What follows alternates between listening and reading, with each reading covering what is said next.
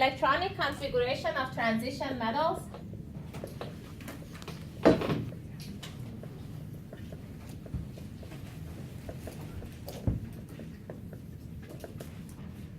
So we're gonna talk about the exceptions for transition metals, and then I show you shortcuts to write the electronic configuration of transition metals. So let's look at, for example, electronic configuration of titanium. So first of all, look at your periodic tables and tell me if titanium belongs to P block, S block, or D block elements. D block, right? So the first two, group 1 and 2, those are S block elements. Group 4, 3 to 8, those are P block elements. All the transition metals, those are D block elements. And these rare earth elements, these are all F block elements. So titanium is one of the D block elements. Now let's look at the periodic table and see if we can tell what the electronic configuration of titanium should be. So in order to get to titanium, obviously we have to go through period 1, 2, and 3, correct? So let's do it. So that would be 1s2, 2s2, 2p6, 3s2, 3p6. Now, we're getting closer to titanium. Titanium is in period 4. Yes? We're putting 6 because that's the maximum. Yes, because in order to get to titanium, all those orbitals should be completely full. Now, look at the 4th period. What should I write first? What orbital comes first in the 4th period? 4s. Is it full? Yes. Very good. So, meaning that we covered up to calcium. Now, titanium is the second element of the D block, right?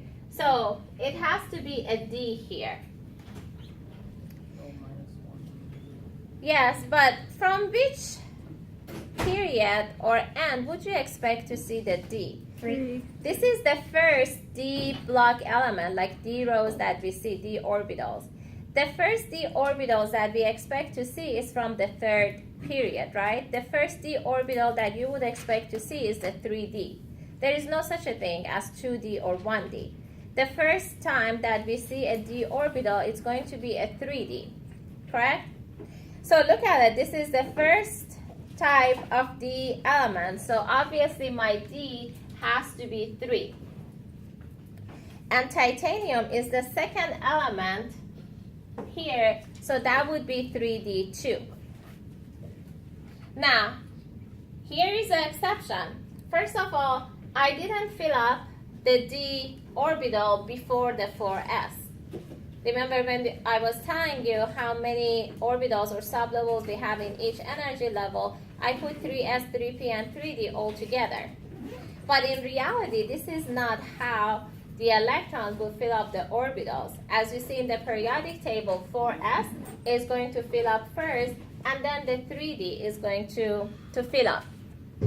So this is going to be the case for all the transition metals, because as you see, the S comes before the D, and your D is always one energy level than the 4, than the wherever your S and P is. So the reason, first of all, this phenomenon is called orbital mixing.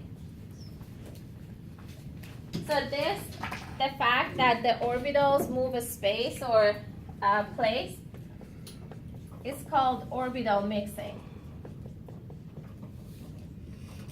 So what happens is that from the 3rd period, and from the 3rd period, this is where we expect to see this. And from the 3rd period, we actually start seeing d orbitals. So what happens is that from the 3rd period, just imagine that you're further away from the nucleus. The distance between nucleus and electrons is very high. So from the 3rd period, the space in which the electrons could be gets bigger and bigger. Hence the reason we have 3 sublevels, 3s, 3p, and 3d. So 3s, 3p, and 3d, meaning that this 3rd energy level is big. It's a lot of space. And then since the attraction between positive charges of the nucleus and negative charge of the electrons is not really that strong, electrons have the freedom of movement. They move freely as much as they want to. So when they move freely, it means that they don't stay in their energy levels where they're supposed to be staying because they move. So what happens is that because the electrons are moving and the electron clouds are mixing, somehow the 4s, since it's smaller, the energy of the 4s orbital falls below the energy of the 3D. Since the energy of the 4s falls before or under the 3D, the 4s is gonna fill up first. And it's easier to fill up the 4s because you only need 2 electrons. It's completely full, it's even more stable. Now, as soon as you fill up the 4s and you fill up the 4D, these orbitals are going to rearrange. Why? Because as soon as you fill up the 4s, now it is full. When it's full, it has extra stability, so it falls under.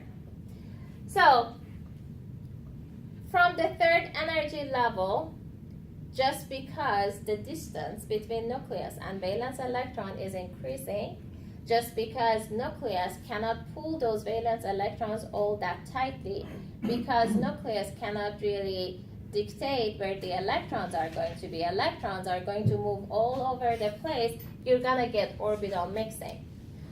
And not just for the S and D, after all, when you move to the 4F, as you know, the atoms get bigger and you have more spaces, more orbitals, this orbital mixing becomes, you know, more apparent, and it happens a lot. So the energy of this orbital changes because you don't have a thing as just the 4s and just the 3d. They mix because they're too far away.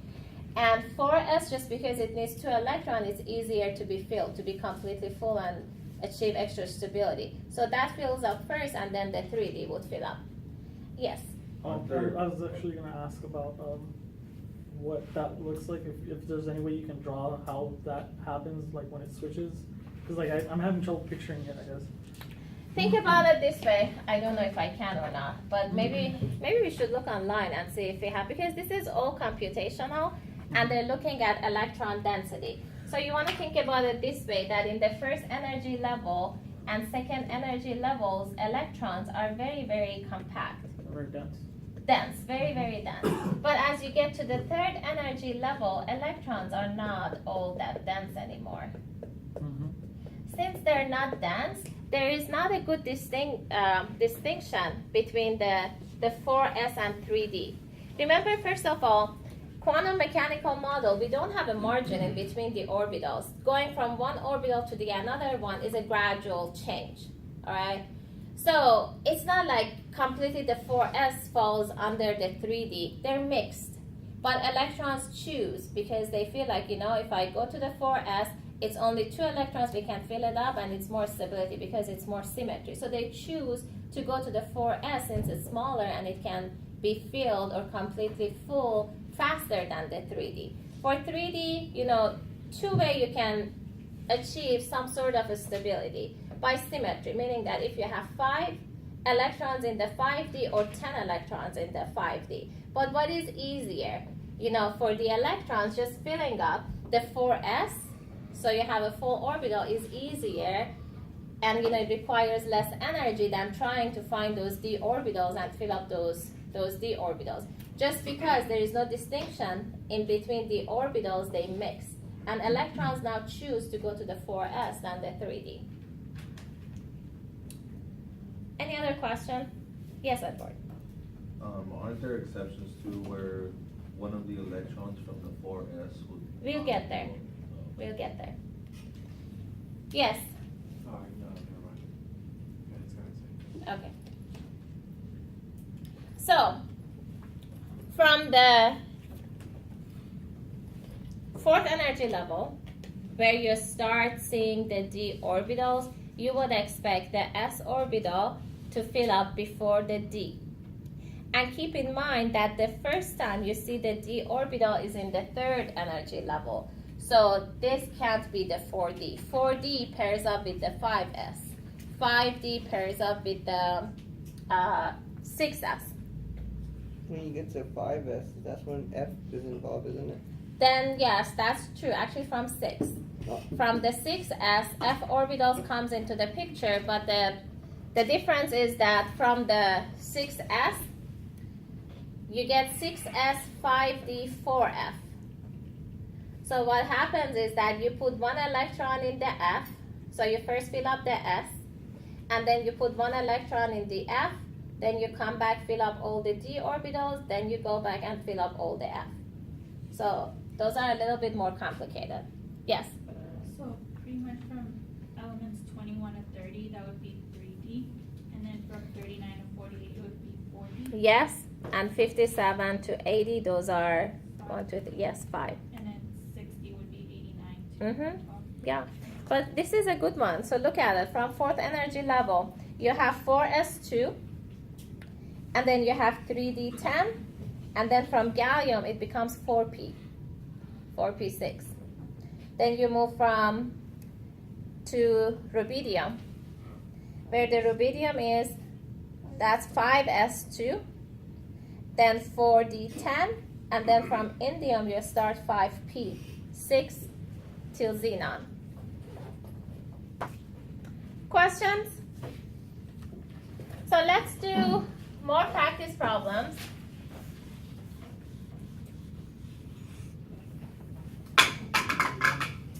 So before we move on, let's look at the abbreviated electronic configuration.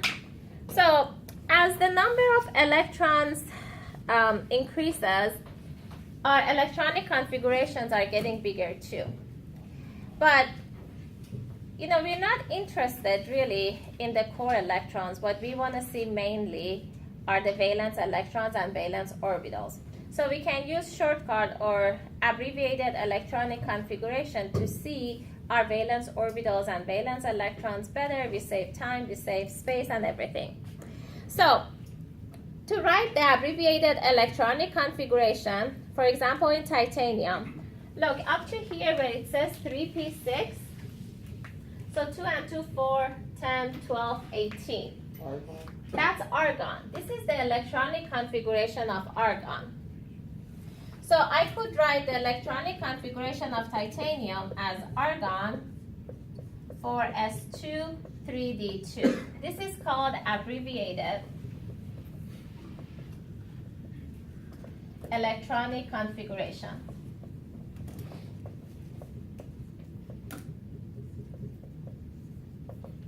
So you write abbreviated electronic configuration unless I ask you to write the expanded electronic configuration. But we could choose whichever one we want, usually, unless it's you I don't think you're gonna choose the expanded one. Well, You can choose, but I don't think you're gonna go for the. Well, like, I know for like, when I started to learn this, I was doing a whole bunch of expanded ones just so I can get used to counting up how many electrons are there total. Yeah, but you can count it here too. I actually want you to get used to the abbreviated because I don't want you to waste time on the test. Because once you have abbreviated, then from there it's easier to work. And I show you how you're gonna do this. It's also known as a noble gas configuration? Yes, Oh, okay. that too.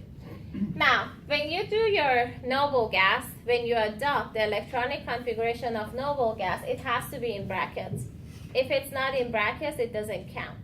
So make sure that you put your electronic configuration in brackets. Yes, Why is that? because. Just because. I don't know, why is 2 plus 2 4? Why is this, why does this mean adding up? That is subtracting. Why is it not subtracting? Why do you add up when you see that symbol? The answer is because. So, same logic, because whoever did this decided to do this, and that's how it's here. So most of the things that you see here and you question, I want you to remember that there are a lot of things that you need to be questioning. You know, plus sign, minus sign, I don't know, times. Why is this times? Why is this not plus? Because you've been told all your life. Chemistry, it's new. That's why you're like, why? You get all offensive about it. Why? Nothing. I was just wondering. Yeah. It's rules. Rules. I don't know. It's like about box diagrams. Why is it box? Why is it not circle? That was my question, because everything is a spherical. Why do we draw boxes if everything is spherical? I think it should be circles. But unfortunately, I didn't develop or discover anything, so I have to go with whoever decides these things. It's kind of like when we, I think maybe it has to do with like resonance structures. No, No? no, it's just because. Yes, Okay. it's just because. All right. Any question on this? Now let's look at the. Do you have a question? No. Okay. Let's look at the periodic table and see how we can easier write the abbreviated electronic configuration. So let's say I ask you for titanium. You want to find the noble gas that comes right before titanium in the periodic table. That would be argon, right? Yeah. Now, in order to get to titanium, you need to start with potassium. And potassium is in the fourth 4s. period, so that's 4s2, and we know that after 4s comes 3d, 3d2. 3. So you look at the periodic table, find the noble gas that comes right before the element you're after, and then you look at the periodic table, look at the period and group, and figure out what the electronic configuration is. Oh, okay, so based on the period, that's where we start off with the sub-level, right? Yes. Okay. Based on the period, you figure out what energy level you start off after the brackets. Yes. Would those be considered the valence electrons, the S level and the D level there? No, I'll talk about those in just a second. Let's learn how to do abbreviated, and then I talk about valence electrons. So, let's write the electronic configuration for iron. The shorthand or the? Shorthand, abbreviated unless I ask you for expanded. Now, to do iron, you want to find the noble gas that comes right before iron. What is that? Argon. Argon. So argon goes in brackets. Now find iron in the periodic table. What period is this? 3d6. What period? Oh. 4. It's period 4. In order to get to iron, you have to pass S block elements, which are 4s. potassium and calcium. So 4s2 needs to be filled up, and then 3d, and then you want to count 1, 2, 3, 4, 5, 6, 3d6. So that would be the electronic configuration of iron. Wait, how did you count the 6? You just added it up to get to... Yeah, start from a scandium. That's the first D block element, and that gives you 6. Or 18 for argon. Look here, Edward. 18 for argon and 220. You need 6 more to get to 26. I count actually. I don't look at periodic table. I teach you, but I count. Yeah, that's what I was trying to learn that way. Well, I tell you what my shortcut is in just a second, but learn the periodic table. Then I show you my tricks. So, zinc. What's the electronic configuration of zinc? Argon. Argon, 4s. 4s2, 3d. 3d, 10. 10. Very good.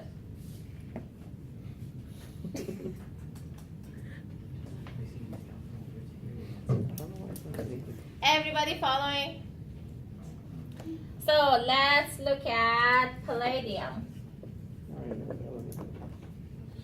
Did you all find palladium? That's for 46. Krypton. 5s. So what noble gas do I start off with? Krypton. Very good. Now what energy level comes after krypton? 5s. 5s2, then 4s. 4d. Yeah, 4d. 4d, and then 8. 8. So, going back to like zinc, for example, right? Uh-huh. When we know we don't start counting from potassium or calcium because those are 4s sublevels? Yeah, because group 1 and 2 are S block elements. Okay. So those are your 4s, and they need to be full. Unless they're full, you won't get to zinc. 2D. So those 4s has to be full. So those are my S sub L. Mm-hmm. Now let's look at arsenic. So arsenic is element 33. I want you to look at the periodic table and tell me the electronic configuration. Argon. What noble gas do I start off with? Argon. Argon, very good. So after argon, what comes after argon? 4s 2. So 4s has to be 2 because it needs to be full. 3d10. 3d10 because transition metals are full too. 4p3. Very good. So arsenic is one of the p block elements, period 4. So that's 4p and 1, 2, 3. So it's the third element of the p block elements.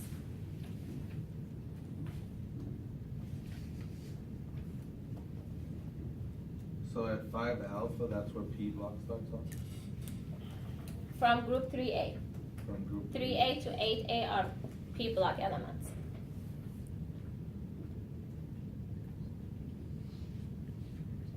Questions? Now, how I do it. So, each one of these is a noble gas. I have helium, neon, argon, krypton, xenon. So when I count, for example, I go helium, neon. It's the third finger. So whatever comes after neon has to start with 3s. If I go helium, neon, argon, whatever comes after it has to start with 4. I count with my fingers. So I don't need a periodic table to write electronic configurations. I just need the atomic number. That's all. What about radon then? Yeah, I won't. I just count. That seems hard. That's straight up, just Yeah. years and years and years. Hmm?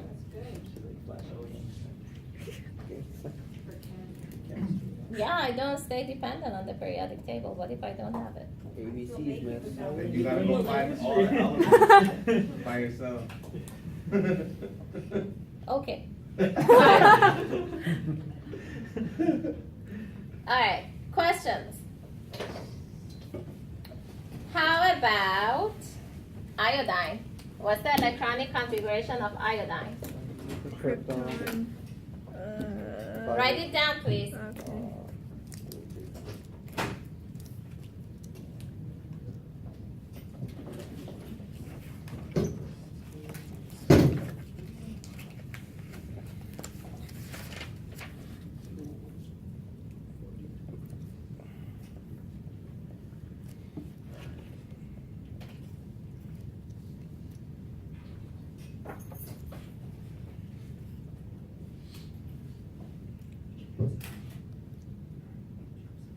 Yes. Is this how they predict elements that haven't been discovered yet? Yeah. They know exactly what their electronic configuration is, yeah. Because like Huh? you, So he's asking if this is how they predict the electronic configuration, the elements. Is that what you asked? Yeah. So based on the location in the periodic table, you know exactly what the atomic structure is, electronic configuration is. So where they are, for example, whatever comes after element, actually in this you have the 111. So for 111, you know exactly how many protons, you know where each electron is, you know energy levels, valence electrons, everything, you know it. Yeah, because it has a pattern. This one has up to 118. Mm-hmm. We need to, update Yeah, it. update because these. I'm saying that they Yeah. have discovered Mhm. some of the new ones out there now. that's how they do it, because they know the atomic structure of them. And what was crazy is I read an article too that one of the newest elements that they discovered was predicted to be exactly the way it came out to be the way they predicted it. Yeah. That was That's the cool stuff about the periodic table and knowing the atomic structures. So iodine, I'm going to start with krypton. Helium, neon, argon, krypton. That would be 5s2, 4d10, 5p5. I didn't even know these were on Which one? NB. Questions? Now, let's look at valence electrons, valence orbitals. So, how did we define valence orbitals? How do we find valence orbitals? Computers.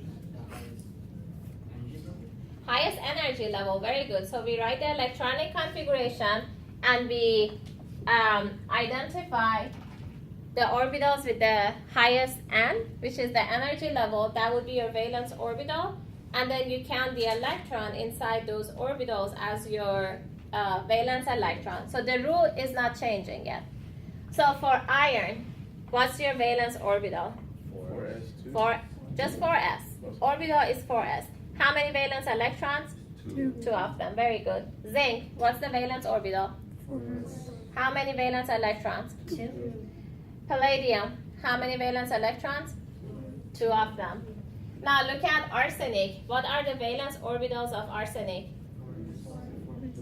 4s and 4p. Very good. Wait. I'm confused. 4s and 4p. What's the confusion?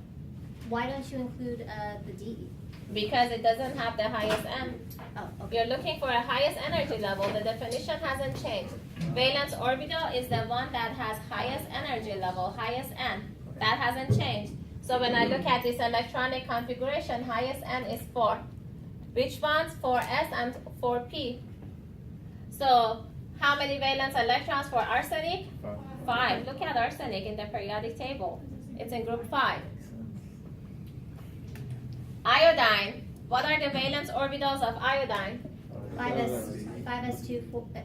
Just the that's orbitals in would be 5p. 5s and 5p, right? How many valence electrons? 7. 7. Look at iodine in the periodic table. That's 7 valence electrons. So things do not change, although we're introducing new concepts, but things are still the same. So for your valence orbitals, valence electrons, you're still looking for orbitals that have the highest energy level. And then to count the valence electrons, you count those electrons in the highest energy level. That doesn't change for transition metals either. Now, exception to that. This is the rule, but we know that for transition metal, in fact, it doesn't work. So I'm just letting you know. For the test, you still go with the highest N. But I'm letting you know that in fact for transition metal, and that's the beauty of transition metals, you know, since you're too far away from the nucleus and these orbitals mix, so there is basically no distinction between the S and D. They're all mixed. So in reality, the energy of this S and D are very, very close to each other.